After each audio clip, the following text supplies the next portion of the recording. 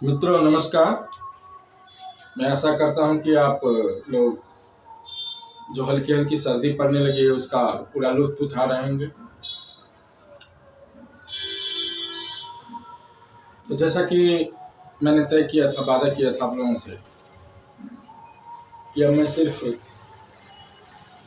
शनिवार को नहीं बल्कि बीच में भी जब भी मौका मिलेगा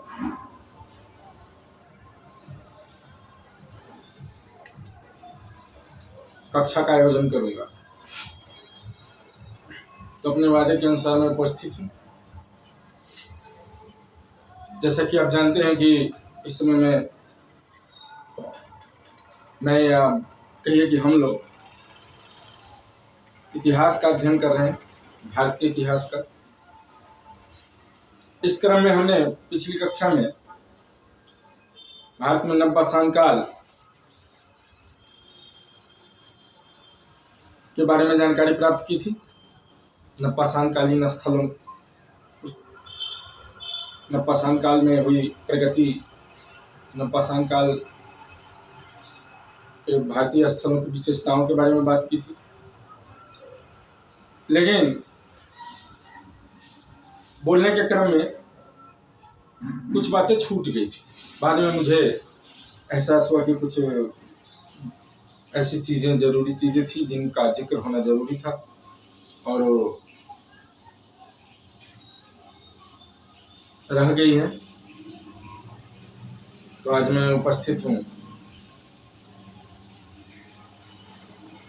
नवपाषाण काल के जो बची हुई बातें हैं उनको लेकर भी, और सिंधु घाटी सभ्यता के बारे में तो विस्तार से बात करेंगे ही। सबसे पहले हम बात करते हैं नवपाषाण काल में घर किस तरह के होते थे। घरों का जिक्र नहीं हुआ था पिछली कक्षा में। कश्मीर में दो स्थल मिले हैं, बुर्ज-होम और गुप्त करा। इन दोनों स्थानों से गर्तवास के प्रमाण मिले हैं। मतलब गर्तवास मतलब गड्ढा खोद कर और उसमें लोग रहते थे। ऊपर से छप्पर घास फूस के डाल देते थे और उसमें उतरने के लिए सीढ़ियां बनी होती थी। जाहिर है कि कश्मीर में ठंड काफी ज्यादा पड़ती है, तो इस तरह के इंतजाम किए जाते होंगे। बिहार के चिरांद में मिट्टी के घर मिले और मिट्टी के घरों पर सरकंडे की छप्पर के अवशेष भी मिले हैं, जिनसे पता चलता है कि उस समय भी के जो मानव थे, जो मानव समुदाय था, उसने घर बनाना सीख लिया था। भले ही वो मिट्टी के ही थे, लेकिन घर बनाना सीख लिया था। इसके साथ ही चूल्हे से लकड़ियों के साथ साथ हड्डियों के जलाने के भी प्रमाण मिले। विभिन्न जानवरों की हड्डियां मिली हैं उसमें। हड्डियों का प्रयोग, जैसा कि हमने पिछली कक्षा में बात की थी कि नवपाषाण काल में काफी ज्यादा होने लगा था। हड्डियों से हारपून, सुई,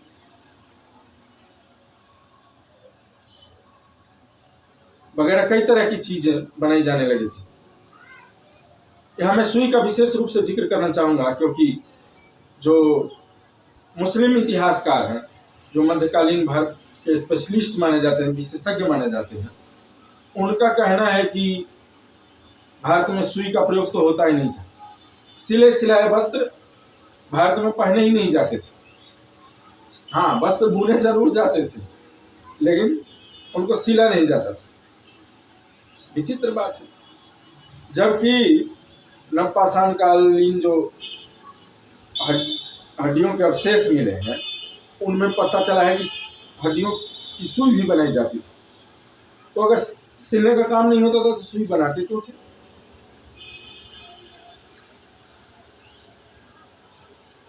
इसलिए इस तरह की बातें झूठी बेमानी साबित हो जाती है कि अरब के लोग आए तब भारत में कब सिले सिलाए कपड़े पहने जाने लगे। मतलब कि भारत के लोग भी सुई से परिचित थे। अब हम बात करेंगे नवपाषाण काल के अस्त्र शस्त्रों की। तो नवपाषाण काल आते आते अस्त्र शस्त्र काफी सूक्ष्म हो गए थे। बेडौल नहीं होते थे, सुडौल होने लगे थे और छोटे छोटे होने लगे थे। तीर और भाले ज्यादा मिले हैं।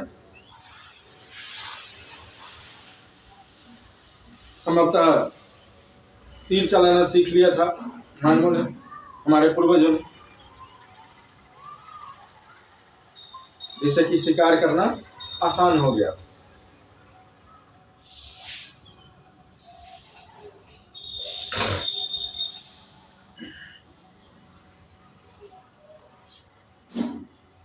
अब हम विस्तार पूर्वक बात करेंगे सिंधु घाटी सभ्यता की, लेकिन उससे पहले कुछ बातें, चंद बातें मेसोपोटामिया की सभ्यता के बारे में। हमने बताया था कि ताम्रपाषाण युग में, चाल्कोलिथिक एज में, धरती पर 5 महान नदी घाटी सभ्यताओं का उदय हुआ, जो कि शहरी सभ्यताएं थी या फिर शहरी और ग्रामीण सभ्यताओं का मिला जुला रूप। इसमें एक सभ्यता थी, महान सभ्यता थी, मेसोपोटामिया की सभ्यता, जो आज के इराक में थी। जो इराक देश है, अभी काफी ज्यादा संवेदनशील इलाका है, हिंसा प्रभावित क्षेत्र है। मेसो का अर्थ होता है बीच में, मध्य में, और पोटामिया का अर्थ नदियां, मतलब नदियों के बीच में। तो मेसोपोटामिया की सभ्यता 3 सभ्यताओं का सम्मिलन है। इस क्षेत्र में सबसे पहले सुमेरिया की सभ्यता है, फिर बेबीलोनिया की सभ्यता है, बेबीलोनिया की, और अंत में सीरिया की सभ्यता। इन तीनों सभ्यताओं को मिलाकर हम मेसोपोटामिया की सभ्यता कहते हैं। आगे जब हम सिंधु घाटी सभ्यता का विस्तार पूर्वक अध्ययन करेंगे, तब हम जानेंगे कि सिंधु घाटी सभ्यता के बारे में सुमेरिया की सभ्यता के लोगों ने, सुमेरों ने क्या क्या लिखा है, और सुमेर से क्या क्या चीजें जाती थी वहां, सुमेर से क्या क्या चीजें आती थी भारत में।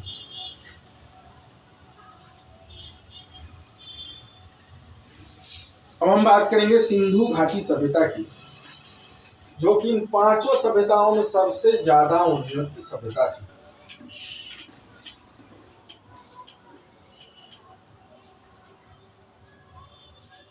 आप लोगों ने इतिहास में पढ़ा होगा कि लॉर्ड डलहौजी के समय भारत में व्यापक पैमाने पर रेलवे का विस्तार हुआ, रेलवे लाइनों का निर्माण हुआ, नई नई लाइनों का।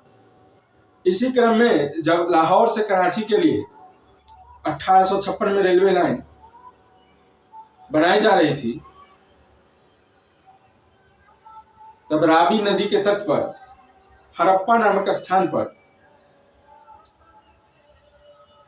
खुदाई के क्रम में जब टीलों की खुदाई होने लगी, तो काफी ईंटें मिली, पकी हुई ईंटें, जिसके बारे में बर्न बंधुओं ने, जो कि रेलवे लाइन बनवा रहे थे, उन्होंने ब्रिटिश गवर्नमेंट को रिपोर्ट भी की। उस समय भारत गुलाम था, अंग्रेजों के कब्जे में था। अंग्रेजों ने ध्यान नहीं दिया, और वहां जो वस्तुएं मिली, ईंटें मिली या अन्य वस्तुएं मिली, उनकी स्थानीय लोगों ने लूट मचाई। उनको लगा कि भगवान का वरदान है, भगवान का भेजा हुआ वरदान है, उन्होंने उसे लूट लिया। बाद में 1872 में कनिंघम साहब ने भी वहां पर खुदाई करवाई, लेकिन उन्होंने किसी निष्कर्ष पर नहीं पहुंचा।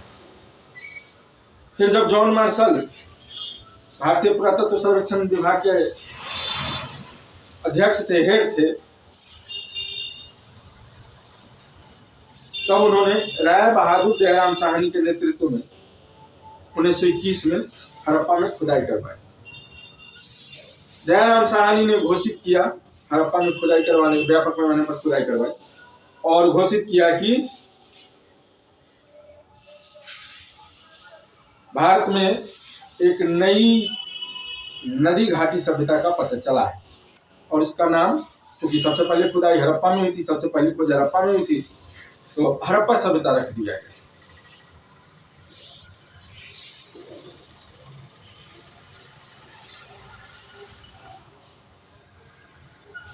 अगले साल 1922 में ये जो हड़प्पा है पंजाब के मोंटी गोमड़ी जिले में है। अगले साल जब सिंध के लड़काना प्रांत में मोहनजोदड़ो नामक स्थान पर राखाल दास बनर्जी ने खुदाई करवाई तो पता चला कि मोहनजोदड़ो का जो विस्तार है, जो क्षेत्रफल है, वो हड़प्पा से भी ज्यादा है। इस तरह 1923 तक 2 स्थानों को पता चल चुका था सिंधु घाटी सभ्यता की,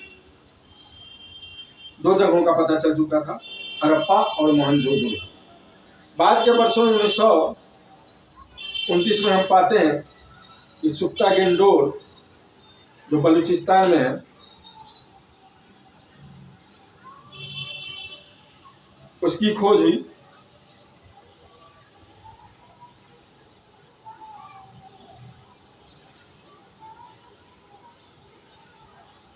एस्टीन साहब ने खोज की। फिर 1931 में चनहुद्रो की खोज हुई, जो जिसकी खोज एनजी मंजूमदार ने की, वहां पर खुदाई करवाई। चनहुद्रो जो है वो मोहनजोदड़ो के जस्ट अपोजिट है। मोहनजोदड़ो सिंधु नदी के पश्चिमी तट पर है और चनहुद्रो पूर्वी तट पर।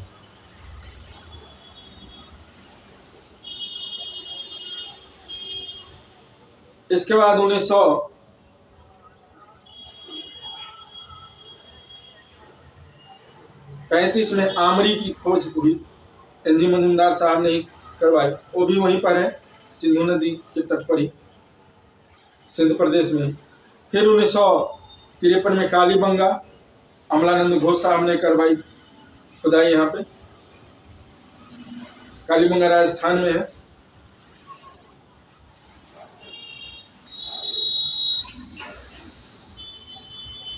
और 1953 में एक और महत्वपूर्ण स्थल लोथल का पता चला।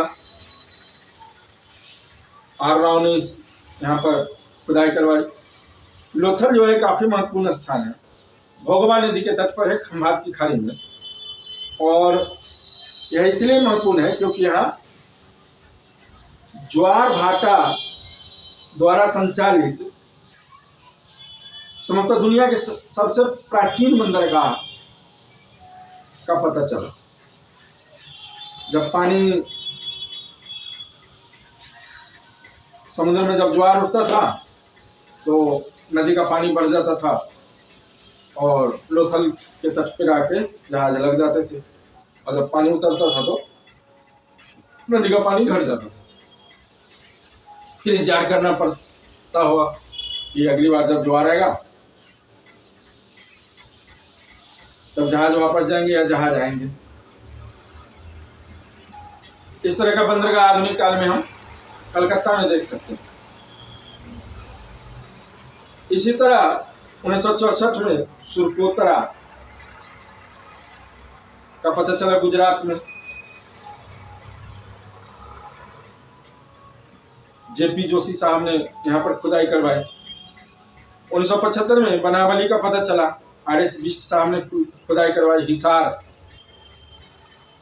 हरियाणा में है बनावली, जहाँ की जुता हुआ खेत मिला और बिल्ली के पद चिन्ह मिले।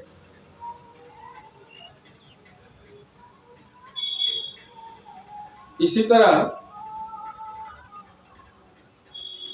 1985 में धौलावीरा, बिष्ट साहब ने खुदाई करवाई। कच्छ में है धौलावीरा, कच्छ के रण में।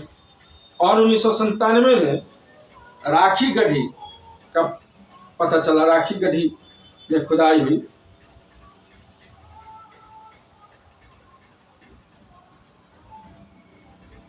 यहाँ पर खुदाई का काम अमरेंद्र नाथ के नेतृत्व में किया गया और पता चला, पहले माना जाता था कि हड़प्पा मोहनजोदड़ो बड़े केंद्र थे, मोहनजोदड़ो का राजधानी माना जाता था हड़प्पा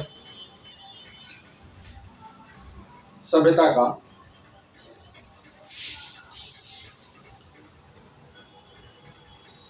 लेकिन जब राखीगढ़ी की खोज हुई तो पता चला कि राखीगढ़ी का जो विस्तार है वो तो उससे भी बड़ा है, मोहनजोदड़ो से कहीं ज्यादा बड़ा शहर था राखीगढ़ी। अगर हम हड़प्पा के पूरे विस्तार की बात करें तो भले ही इसका नाम सिंधु घाटी सभ्यता कहा जाता है, नामकरण एक बार जो हो जाता है उसे बदलना काफी मुश्किल होता है, लेकिन बाद के वर्षों में जब खुदाई हुई तो पता चला कि सिंधु घाटी सभ्यता से कहीं ज्यादा स्थल सरस्वती नदी के क्षेत्र में, जो लुप्त हो गई बाद में, उस क्षेत्र में ज्यादा स्थल प्राप्त हुए। रफीक मुगल जो पाकिस्तान के इतिहासविद थे, पुरातत्वविद थे, उन्होंने पाकिस्तान के घगर हाकरा इलाके में व्यापक पैमाने पर खुदाई करवाई। तो उसके बाद साबित हो गया, भारत में भी जो स्थल मिले वो अधिकतर सरस्वती नदी के क्षेत्र में मिले, तो उससे यह साबित हो गया कि ये सिंधु घाटी सभ्यता नहीं थी बल्कि सरस्वती घाटी सभ्यता थी। लेकिन आज भी इसे सिंधु घाटी सभ्यता के नाम से ही जाना जाता है। इसका अगर हम क्षेत्रफल देखें तो बाकी की जो चारों सभ्यताएं थी, नदी घाटी सभ्यताएं, वो काफी पीछे छूट जाती है हड़प्पा सभ्यता के समक्ष। इसका जो क्षेत्रफल था 20 लाख वर्ग किलोमीटर था, जिसमें यूरोप के कई सारे देश समाहित हो जाएंगे, इतना बड़ा क्षेत्रफल। अफगानिस्तान के सुरतोगोई, पश्चिम में अफगानिस्तान के सुरतोगोई से लेकर और पूरब में मेरठ के आलमगीरपुर तक, उत्तर में जम्मू के मांडा जो जम्मू जिले में है से लेकर, और दक्षिण में महाराष्ट्र के दैमाबाद तक एक बहुत बड़े क्षेत्र में इसका विस्तार था। हमें इतने बड़े क्षेत्र में एक रूपता मिलती है, खासकर नगर नियोजन के संदर्भ में, जिससे यह निश्चय पूर्वक कहा जा सकता है कि सिंधु घाटी सभ्यता प्राचीन सभ्यताओं में सबसे ज्यादा बड़ी और विस्तृत थी, और साथ ही सबसे ज्यादा उन्नत अवस्था में भी पहुंच गई थी। उन्नत अवस्था को भी इसने प्राप्त कर लिया था।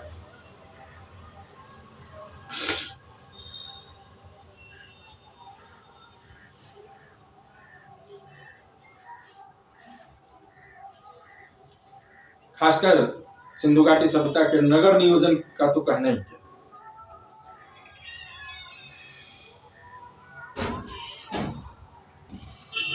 एक दूसरे को 90 डिग्री पर काटती हुई सीधी सड़कें,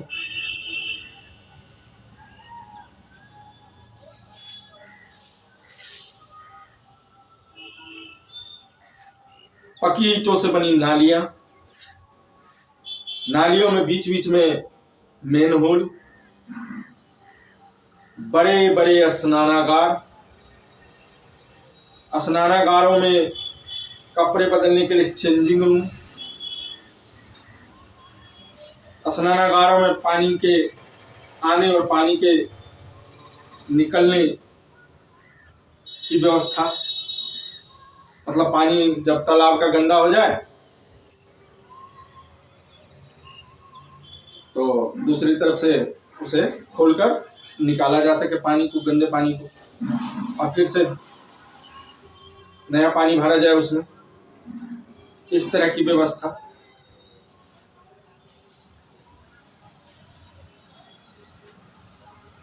किले नुमा शहर, किले के बीच में बने हुए घर, अकालों से निपटने के लिए बड़े बड़े अन्नागार, जिसमें हड़प्पा का अन्नागार सबसे बड़ा है।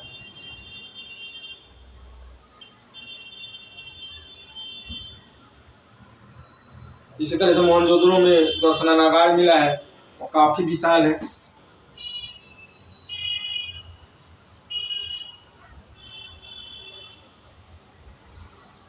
क्या हम बता दें कि मोहनजोदड़ो का जो स्थानीय भाषा में अर्थ होता है वो मुर्दों का टीला होता है। मोहनजोदड़ो को मुर्दों का टीला कहते थे वहां के स्थानीय लोग, और बड़े बड़े टीले थे मोहनजोदड़ो में। आसपास के गांव के लोग वहां जाने से डरते थे।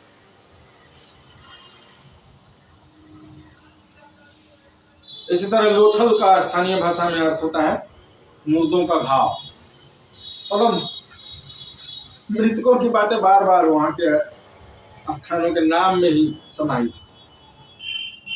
अगर हम हड़प्पा के नाम को देखें तो ऋग्वेद में हरि यूपिया नाम का शब्द आया है, जो हड़प्पा से मिलता जुलता शब्द है।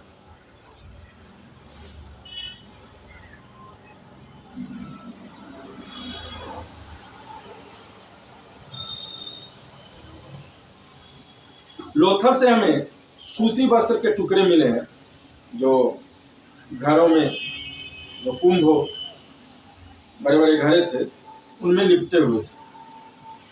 तो इससे पता चलता है कि जिस समय दुनिया के कई सारे देशों के लोग नंग धड़ंग रहते थे,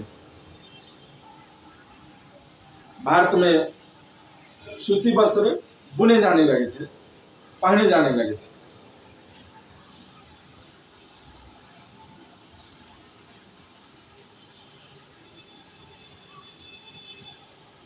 यही कारण था कि जब हड़प्पा के स्थलों की खोज होने लगी तो अंग्रेजों में घबराहट फैल गई। अंग्रेजों का कब्जा था उस समय भारत पर। पाकिस्तान भी तो भारत का हिस्सा था, अलग से बना नहीं था। अंग्रेज घबराए गए कि भारत की जो सभ्यता है वो तो हमसे भी पुरानी साबित हो रही है, अब हम अपने को कैसे श्रेष्ठ साबित करेंगे। तो उन्होंने इसलिए भी ध्यान नहीं दिया,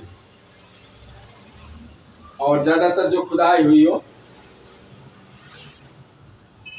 आजादी के बाद हो, जब भारत को स्वतंत्रता मिल गई उसके बाद हड़प्पा स्थलों की खुदाई ने जोर पकड़ा।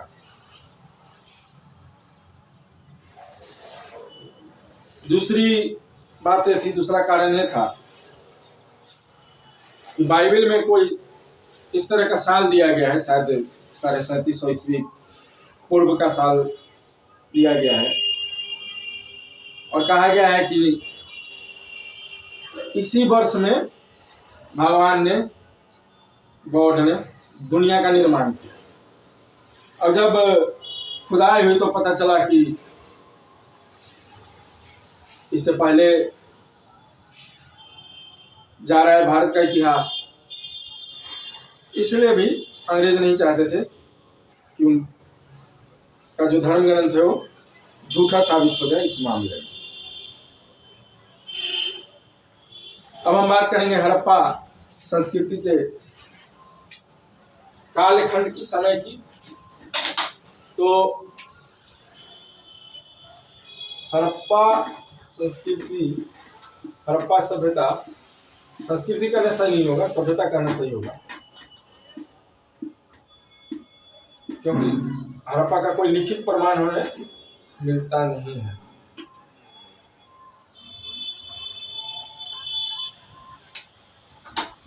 हड़प्पा सभ्यता 3400 ईस्वी पूर्व से 1700 ईस्वी पूर्व तक चली। यहाँ सभ्यता और संस्कृति के बीच का फर्क मैं आपको बता दूं। जो फर्क कंप्यूटर के सॉफ्टवेयर और हार्डवेयर में है वही अंतर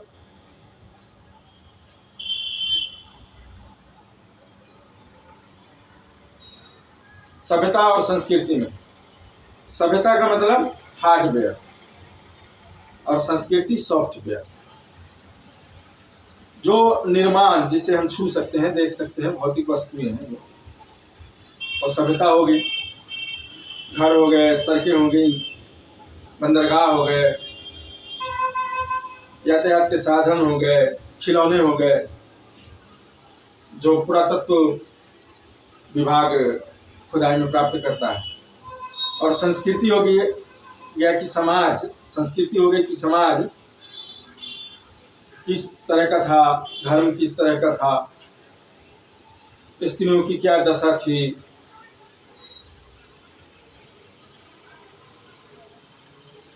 समाज का संचालन कैसे होता था, राज्य का संचालन, शासन का संचालन कैसे होता था। तो यूं तो हड़प्पा में भी कई सारी मोहरें मिली हैं, सेलखड़ी की बनी हुई मोहरें,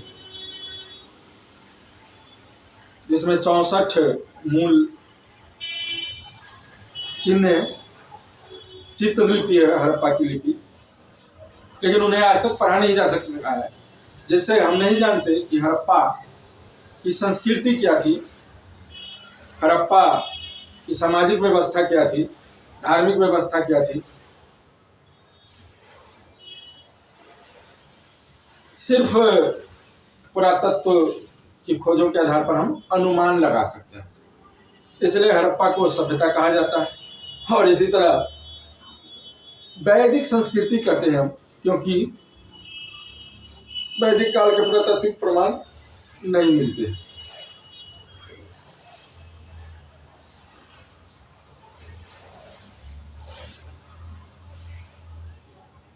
एक यह विचित्र बात है कि ब्राह्मी लिपि में जहाँ 45 अक्षर होते थे और ब्राह्मी लिपि को काफी पहले पढ़ लिया गया,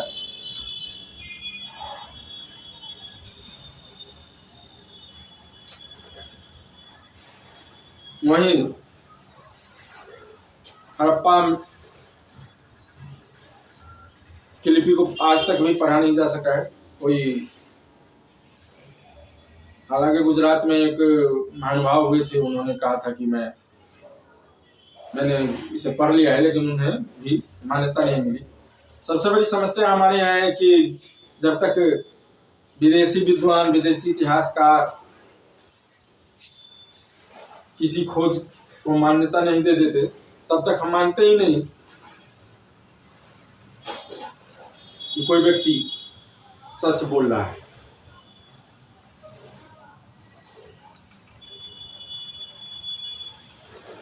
किसी भी फैक्ट को तब तक प्रामाणिक नहीं माना जाता जब तक कोई विदेशी उसे सही न ठहराए। और बड़ी विडंबना है हमारे साथ।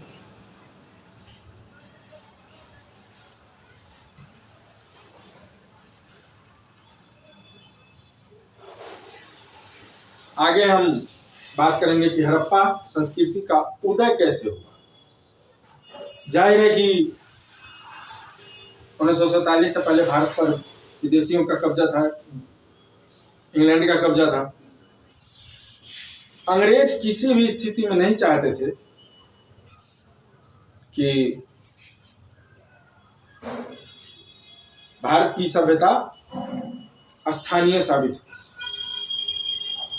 उनकी हमेशा कोशिश रही कि बाहर से आए लोगों ने भारत को संवारा, सजाया, ऐसा साबित करने की। चाहे आर्यों के बाहर से आगमन का सिद्धांत उन्होंने दिया, जो काफी ज्यादा फेमस हो गया। इसके झांसे में तिलक भी आ गए। उन्होंने भी कहा कि आर्कटिक प्रदेश से आर्य भारत में आए थे। उसी तरह हड़प्पा के संदर्भ में भी उन्होंने, अंग्रेजों ने कहा, अंग्रेजी इतिहासकारों ने, विद्वानों ने कहा कि हड़प्पा सभ्यता की स्थापना सुमेरिया से आए लोगों ने की थी।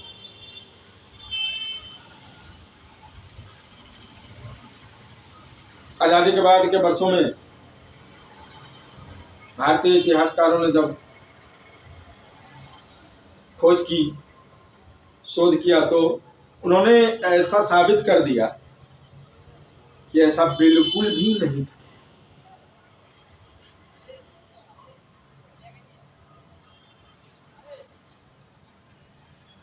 उन्होंने अंग्रेजों की धूर्तता का पर्दाफाश कर दिया और उन्होंने बताया कि जो सिंधु घाटी सभ्यता का उदय हुआ वो स्थानीय कृषि संस्कृति के विकास के क्रम में हुआ।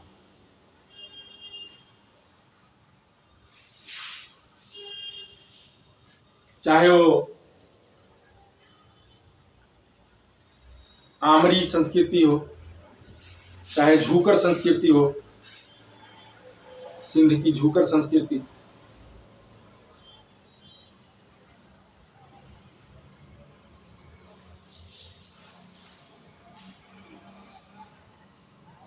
परवरा संस्कृति हो, परवरा नदी के तट पर,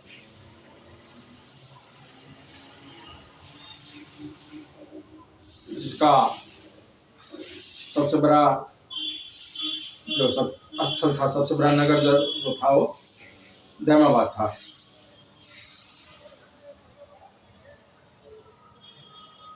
गोदावरी नदी की सहायक है परवरा, या फिर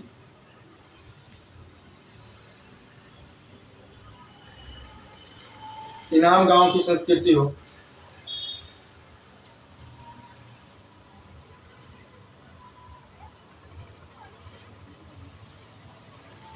गिलुंद की संस्कृति हो, तो ये छोटे छोटे जो कृषि स्थल थे उनके विस्तार के कारण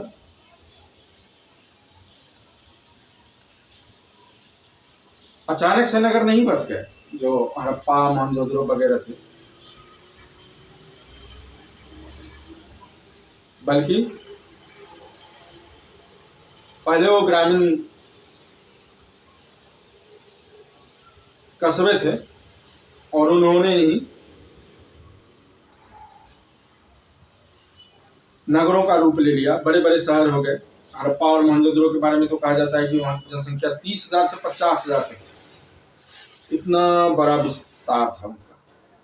संभवतः उस कालखंड में दुनिया में अन्यत्र इतना बड़ा शहर कहीं नहीं रहा होगा जिसकी जनसंख्या इतनी ज्यादा हो।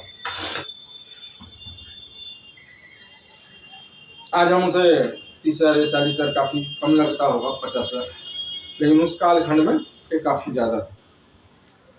और सबसे बड़ी जो बात थी कि इतना बड़ा क्षेत्रफल 20 लाख वर्ग किलोमीटर का और उसमें इतनी एकरूपता।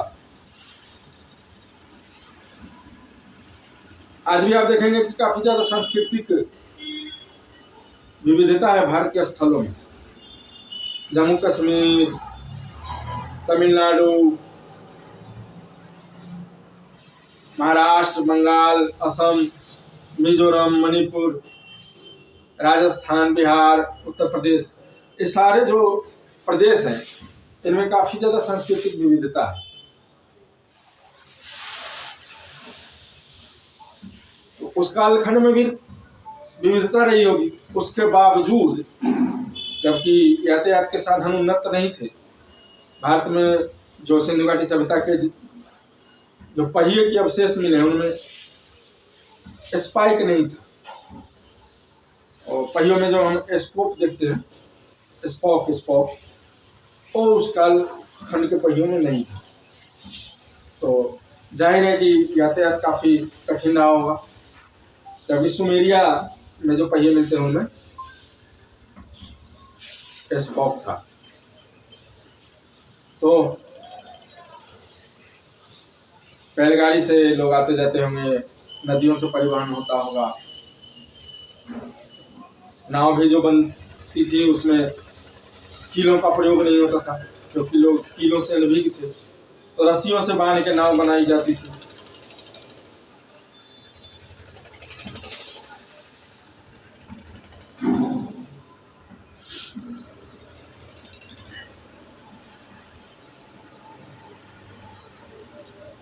इतनी कठिनाइयों के बावजूद इतनी एकरूपता। कुल मिलाकर जो भी जानकारी हमें प्राप्त होती है हड़प्पा संस्कृति के बारे में, हड़प्पा सभ्यता के बारे में, उसको लेकर हम कह सकते हैं कि सब कुछ अद्भुत था। पाषाण साहब ने किताब लिखी अद्भुत भारत, तो कोई झूठ नहीं लिखा, सचमुच सब कुछ अद्भुत। आपको हड़प्पा सभ्यता में योग भी मिल जाएगा। उस काल के लोग योग करते होंगे, कभी तो मोड़ों पर योग दर्शाया गया है। पशुपतिनाथ की पूजा होती थी, शिवलिंग की पूजा भी समाप्त होने लगी थी, मातृ देवी की पूजा के प्रमाण मिलते हैं, हवन कुंड मिलता है, इससे पता चलता है कि हवन किया जाता था। समाज में स्तरीकरण की शुरुआत हो गई थी। बस्तियों से पता चलता है कि कई तरह के घर होते थे। आम लोगों के, मजदूरों के घर छोटे छोटे होते थे, बैरक की तरह होते थे। शासक वर्ग महलों में रहता था और मध्य वर्ग मध्यम आकार के घरों में।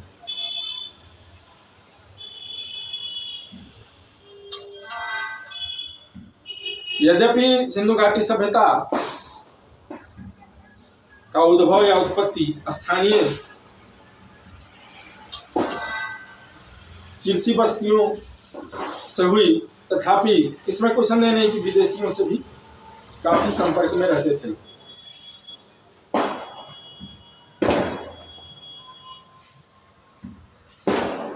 जो समाधान मिले हैं उनमें जो सब मिले उनसे पता चलता है कि पूरे सिंधु घाटी क्षेत्र में तो दूर की बात है, सिर्फ मोहनजोदड़ो में 3-4 प्रजाति के मानव रहते थे, सब एक ही प्रजाति के नहीं थे। इससे पता चलता है कि विदेशियों से काफी ज्यादा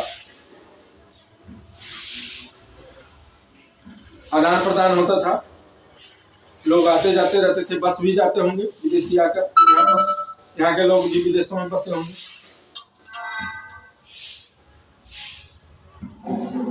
मित्रों, कक्षा कुछ लंबी हो गई है, तो यहीं पे हम विराम देना चाहेंगे इसे।